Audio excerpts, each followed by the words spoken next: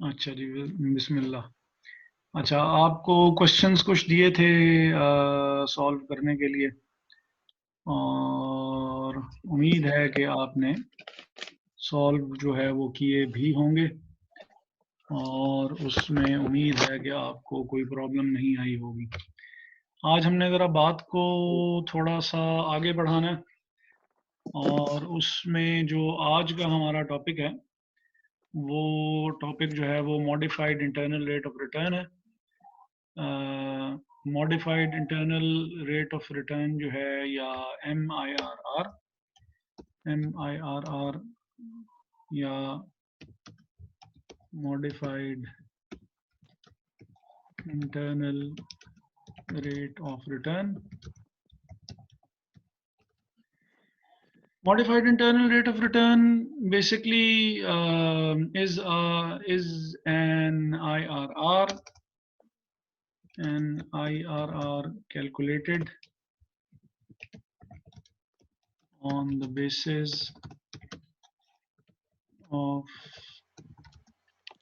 WACC. On the basis of WACC is a modified IR internal rate of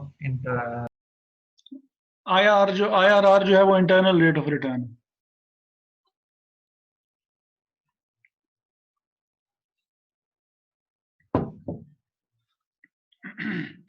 is a modified internal rate of return. अब होता क्या है कि usually IRR की हमने बात की थी कि आईआरआर होता क्या है। मुकद्दस का तो मेरा ख्याल है कि माइक आज नहीं जी चल सर, मैं रहा। इधर ही हूँ। अच्छा, माइक चलना शुरू हो गया। इधर ही हूँ। जी जी जी जी। अच्छा, तो आईआरआर मुकद्दस क्या था? IRR हमने लास्ट क्लास में पढ़ा था, इंटरनल जी। Rate of return. अच्छा, ये क्या होता क्या है? सर IRR आसान हमने अल्फाज में, एक मिनट। आसान अल्फाज में। सर बेसिक रिटर्न जितना हमें मतलब एक परसेंटेज फॉर्म में जितना हमें मतलब एक प्रोजेक्ट पे कितना रिटर्न हमें आ सकता है, बेसिक रिटर्न जितना हमें आ सकता है एक प्रोजेक्ट के ऊपर। ठीक है, जैसे यानी एनपीवी हमारे पास इन टर्म्स ऑफ वैल्यू आती है ना, तो आईआरआर हमारे पास इन टर्म्स ऑफ परसेंटेज आती है। ठीक है। और आईआरआर जो है वो बेसिकली यानी वो प्रॉफिट की परसेंटेज जो कि एक प्रोजेक्ट दे सकता है। जी जी। ठीक है, तो बिल्कुल सही। तो यूजुअली जो री इन्वेस्टमेंट की जो हमारे पास अजम्पशन होती है, री इन्वेस्टमेंट, हाँ sorry, assumptions assumptions in capital budgeting. जो कैपिटल बजटिंग में अजम्पशंस होती हैं, उसमें पहली अजम्पशन ये होती है कि कैश आउटफ्लो जो है, कैश आउटफ्लो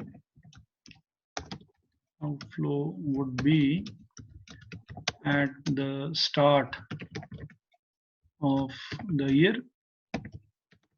जैसे हम वो ईयर जीरो में भी लेते हैं, तो ईयर जीरो बेसिकली यही होता है कि ईयर वन का स्टार्ट होता है। तो हमारी पहली अजम्पशन जो कैपिटल बजटिंग में होती है, वो ये होती है कि हमारी जो कैश आउटफ्लो जो है वो that would be at the start of the year. Second assumption जो हमारी होती है वो ये होती है कि all cash inflows would be at the end of the year, at the end of the year। अच्छा, कैश इनफ्लोज जो थी वो हमने उस पे भी बात की थी कि ये कैश फ्लोज जो हैं या कैश इनफ्लोज जो हैं, ये कैलकुलेट कैसे की जाती हैं। तो इसमें हमें थोड़ी सी हेल्प करेगा हसन। हसन, ये कैश फ्लोज कैसे कैलकुलेट होती हैं?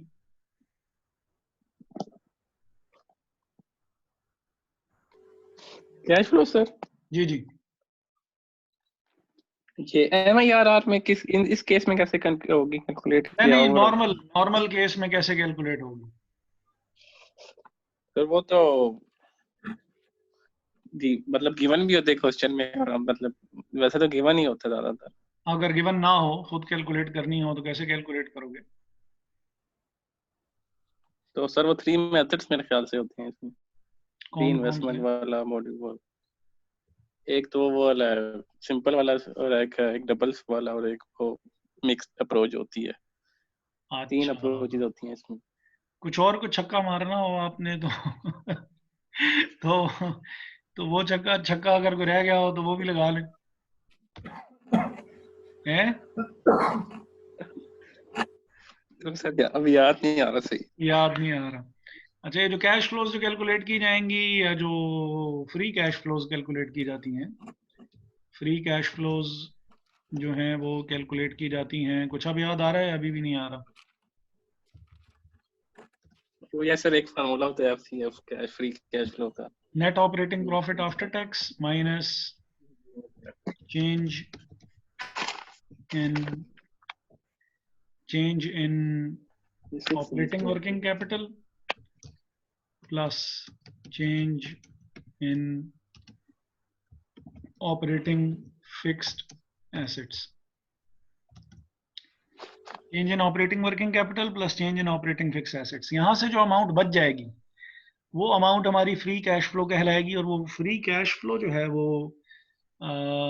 इसमें हमने आगे चल के थोड़ी सी इसमें रिफाइनमेंट लानी है, लेकिन बहरहाल फिलहाल फॉर द टाइम बीइंग कि जो हमारी कैश इनफ्लोज जो होंगी इसमें ये जो नो पैट है, NOPAT is basically net operating profit after tax,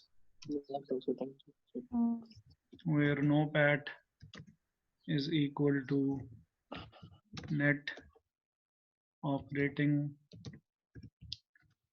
profit after tax, और OWC is equal to operating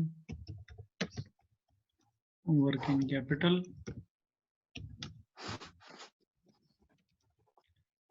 और जो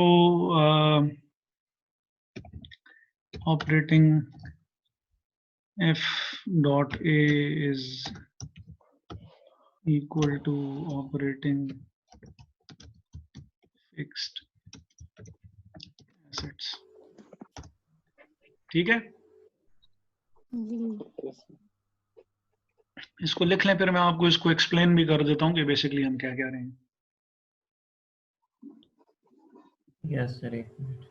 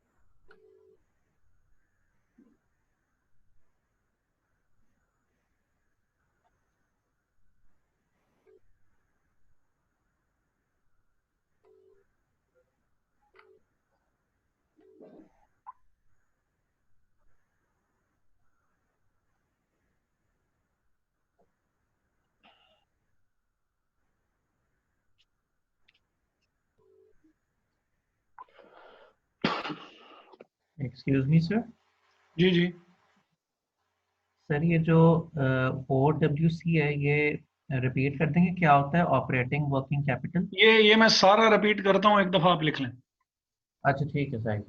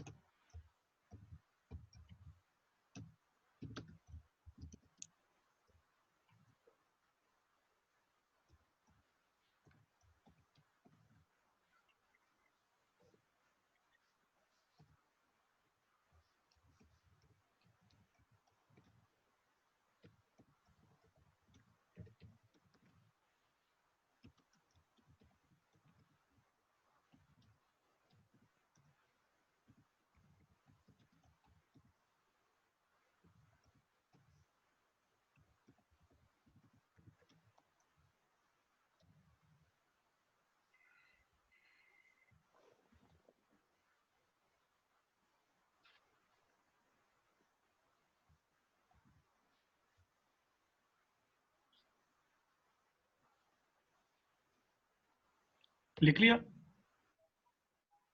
जी सर।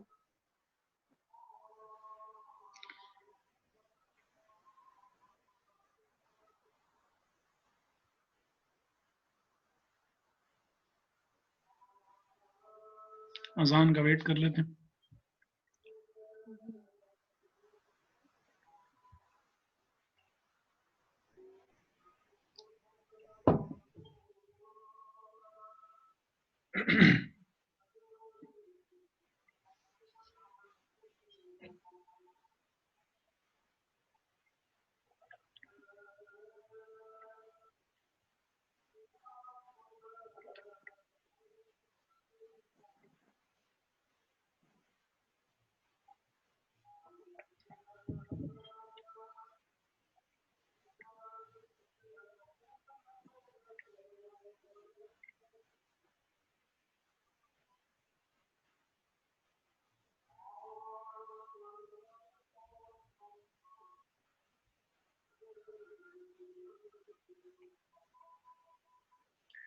अच्छा, बहुत आसान तरीन अल्फाज में अगर आप गौर करें इस पे, तो नो पैट बेसिकली ये मैंने हाईलाइट किया है, ये रिप्रेजेंट ये कर रहा है कि बिजनेस में से net operating profit after tax है, जो कि बेसिकली सेल्स जो कि आपकी इनकम होती है उसमें से जितने भी एक्सपेंसेस हैं, कॉस्ट ऑफ गुड सोल्ड है, एडमिनिस्ट्रेशन एक्सपेंसेस हैं, सेलिंग एक्सपेंसेस हैं, ये सारे माइनस हो गए सवाए इंटरेस्ट के। तो जितने भी एक्सपेंसेस माइनस हो सकते थे वो आपने कर लिए। इंटरेस्ट को आप माइनस नहीं करते हैं क्योंकि इंटरेस्ट बेसिकली एक ऑपरेटिंग एक्सपेंस नहीं होता है। इंटरेस्ट एक फाइनेंसिंग एक्सपेंस होता है, ऑपरेटिंग कारोबारी एक्सपेंस नहीं है, गैर कारोबारी एक्सपेंस है आसान तरीन अल्फाज में। अब गैर कारोबारी एक्सपेंस क्यों है? सपोज करते हैं कि सैफ अगर हमारे साथ हैं इस वक्त मौजूद, और सैफ को 100 रुपीज़ चाहिए अपने बिजनेस को स्टार्ट करने के लिए, और अगर मुकद्दस भी हमारे साथ हैं और मुकद्दस को भी 100 रुपीज़ चाहिए अपने बिजनेस को स्टार्ट करने के लिए, और दोनों ही 100 रुपीज़ अरेंज कर भी लेते हैं, लेकिन सैफ जो है वो क्रेडिट उधार लेके और बिजनेस में 100 रुपीज़ इन्वेस्ट करते हैं, और मुकद्दस 100 रुपीज़ अपनी इक्विटी जो है वो उसमें इन्वेस्ट करती हैं। तो दोनों के पास जो अमाउंट है वो बराबर है। दोनों कारोबार भी सपोज एक ही किस्म का कर रहे हैं, दोनों जो है वो ख़वातीन की ज्वेलरी जो है वो बेचते हैं। तो जो ज्वेलरी की कॉस्ट होगी that would be the cost of goods sold. Administration expenses जो होंगे वो ऑब्वियसली आप कारोबार करेंगे तो वहीं पे ही उसकी आपको ज़रूरत पड़ेगी। उसमें रेंट हो सकता है, उसमें आपकी अपनी सैलरी हो सकती है, उसमें जो है वो अगर आपने कोई एम्प्लॉई रखा हुआ है उसकी सैलरी हो सकती है, उसमें यूटिलिटीज एक्सपेंस हो सकते हैं, सेलिंग एक्सपेंसेस में आपके एडवर्टीजमेंट और इस किस्म की चीज़ें आ सकती हैं। लेकिन क्योंकि सैफ ने लोन लेके काम शुरू किया था तो इस वजह से उसको इंटरेस्ट एक्सपेंस पे करना पड़ेगा। तो आपकी फाइनेंसिंग चॉइस जो थी वो दोनों की क्योंकि डिफरेंट थी। सैफ ने डेट लेके काम शुरू किया और मुकद्दस ने क्योंकि अपने ओन पे खुद काम शुरू किया, तो सैफ को एक एक्सपेंस एक्स्ट्रा पे करना पड़ेगा। अब अगर दोनों का प्रॉफिट जो है वो if you don't consider the interest expense और दोनों का प्रॉफिट जो है वो 100 रुपीज आता है, तो इसका मतलब है दोनों की कारकर्दगी बराबर रही है, दोनों का कारोबार करने का तरीका और कारोबार करने की इफेक्टिवनेस दोनों की बराबर है। लेकिन क्योंकि ऑब्वियसली सैफ को इंटरेस्ट भी पे करना पड़ेगा, तो सैफ का जो प्रॉफिट है वो कम आएगा। लेकिन इसका ये हरगिज मतलब नहीं है कि सैफ ने आपके मुकाबले में गंदी कारकर्दगी का मुजाहरा किया है।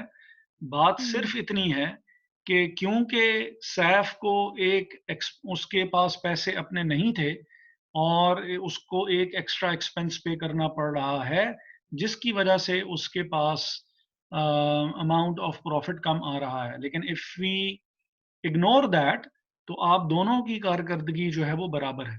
तो अगर हमने आपकी कारकर्दगी देखनी है, हमने अगर आपकी परफॉर्मेंस देखनी है, हमने अगर आपके ऑपरेशंस को हैंडल करने का तरीका देखना है, तो हमें इंटरेस्ट को इग्नोर करके, जो कि मजबूरी की वजह से आप ऑब्वियसली चॉइस ही आपके पास सैफ के पास नहीं थी, अगर उसको इग्नोर कर दिया जाए तो आप दोनों की कारकर्दगी बराबर है। तो इस वजह से जब हम प्रॉफिट कैलकुलेट कर रहे होते हैं इसमें कैपिटल बजटिंग में या हम कैश फ्लो स्टेटमेंट में जब हम प्रॉफिट कैलकुलेट कर रहे होते हैं, तो we ignore the interest expense. Clear है जी? जी सर। Yes sir. अच्छा, आसान तरीन अल्फाज में नो पैट रिप्रेजेंट ये कर रहा है कि आपके पास कितने पैसे आएंगे, और इसमें से जो भी आपके करंट कारोबारी एक्सपेंसेस जितने भी हैं वो हमने पहले ही माइनस कर लिए हैं। क्लियर है? यस जी सर। सर। बिजनेस या कारोबार जिन एक्सपेंसेस से चल रहा है वो हमने अपनी कमाई से पहले ही माइनस कर ली हैं, तभी प्रॉफिट आया है। कि जितने पैसे हमने कमाए, 100 रुपया मैंने कमाया, 100 रुपए में से सपोज मैंने 40 रुपीज के एक्सपेंसेस, ये कॉस्ट ऑफ गुड सोल्ड और ये एडमिन और सेलिंग माइनस किए, तो मेरे पास 60 रुपीज का कैश अभी भी अवेलेबल है। इस 60 रुपीज में से जितना भी आपको मजीद पैसों की जरूरत पड़ सकती है, जो कि वर्किंग कैपिटल और फिक्स एसेट्स के केस में वर्किंग कैपिटल और फिक्स एसेट्स के की सूरत में यहाँ पे बताए हुए हैं, जितने पैसे आपको आगे जरूरत पड़ सकते हैं वो भी हम माइनस कर लेंगे। Remaining amount would be a free cash flow. Free cash flow meaning कि इतने पैसे हमारे पास तमाम जरूरियात पूरा करने के बाद भी बचे हुए हैं। फ्री कैश फ्लो, हमने अपने कारोबार के एक्सपेंसेस भी पे कर दिए, जो कि नो पैट के सूरत में हमारे पास पे होने के बाद अमाउंट बच गई। जो हमारी एसेट्स में जरूर हमें अगर कोई एसेट्स मजीद भी चाहिए तो उनके लिए भी हमने पैसा साइड पे कर लिया। अब भी अगर कोई अमाउंट बच जाती है तो that would be a free cash flow. Clear है? यस। ये फ्री कैश फ्लो जो है ये आपकी कैलकुलेट की जाती है। ऑब्वियसली प्रॉफिट तो साल के एंड पे आएगा, तो अगर प्रॉफिट साल के एंड पे आएगा तो फिर ये कैलकुलेशन भी ऑब्वियसली साल के एंड पे ही हो सकती है। ठीक है? तो पहली अजम्पशन कि कैश आउटफ्लो जो भी होगी या आउटफ्लो जो भी होगी वो ईयर के स्टार्ट में ही हो जाया करेगी। दूसरी अजम्पशन ये होती है कि जो भी कैश फ्लोज हैं, इनफ्लोज हैं, वो साल के एंड पे हमें मिला करती हैं। क्लियर है जी यहाँ तक? यस। अच्छा, तीसरी जो अजम्पशन है वो हम ब्रीफली बस डिस्कस करके और फिर नमाज की हम ब्रेक कर लेते हैं 15 मिनट्स की, और वो ये होती है कि all inflows are reinvested back into the business and can earn IRR। अच्छा, जितनी भी हमें ये इनफ्लोज मिल रही हैं, ये जो फ्री कैश फ्लोज हैं, जो कि सारा कुछ पे करने के बावजूद पैसा हमारे पास फालतू बच गया है, ये फ्री कैश फ्लो भी हम जो हमारे ऑपरेशंस होंगे हम उसी में ही री इन्वेस्ट कर देंगे। ये डिस्ट्रीब्यूट नहीं किए जाएंगे, ये री इन्वेस्ट कर दिए जाएंगे ऑपरेशंस के अंदर दोबारा वापस। और अजम्पशन हमारी ये होती है कि ये जो री इन्वेस्टमेंट हो रही है इसके ऊपर हमें IRR के बराबर रिटर्न मिलेगा। अब ये अजम्पशन हमने क्यों ली हुई होती है? ये अजम्पशन हमने इसलिए ली हुई होती है कि बिजनेस जितना प्रॉफिट हमें कमा के दे सकता है तो उतना ही हम अज्यूम कर लेते हैं कि जो परसेंटेज बिजनेस के अंदर है कि वो हमें कमा के दे सकता है, उतनी री इन्वेस्टमेंट पे भी हमें ऑब्वियसली रिटर्न वापस मिलेगा। क्लियर है यहाँ तक? यस। यहाँ से फिर हम कोशिश करेंगे कि बात आगे बढ़ाएंगे, क्योंकि ये जो लास्ट वाली अजम्पशन है इसको यहाँ पे जरा थोड़ा सा चैलेंज किया जाता है। और इसमें थोड़ी सी एडजस्टमेंट होती है जिसकी वजह से MIRR की हमें ज़रूरत पड़ती है। तो अब वो ज़रूरत कैसे पड़ेगी या वो क्या होगा, वो फिर हम नमाज की ब्रेक के बाद फिर इंशाल्लाह डिस्कस करेंगे। ठीक है जी? ठीक है ठीक। सर, आप नमाज पढ़ें, फिर मैंने आपसे एक क्वेश्चन करना है। ठीक है, ज़रूर। ठीक है सर, थैंक यू सर।